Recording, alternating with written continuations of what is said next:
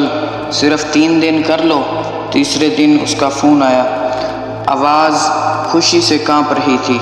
کہنے لگا، استاد جی، جس پارٹی نے میرا پیسہ دبا رکھا تھا اور فون تک نہیں اٹھاتے تھے، انہوں نے خود رابطہ کیا اور نہ صرف پرانا حساب کلیئر کیا بلکہ ایک نئے بڑے پروجیکٹ کا ایڈوانس بھی دے گئے۔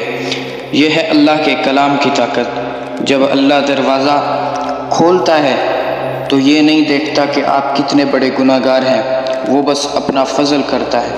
اللہ کے پاس کسی چیز کی کمی نہیں، اگر کمی ہے تو ہمارے اندر، ہمیں مانگنا نہیں آتا، وہ تو پتھر میں بھی کیڑوں کو رزق دیتا ہے۔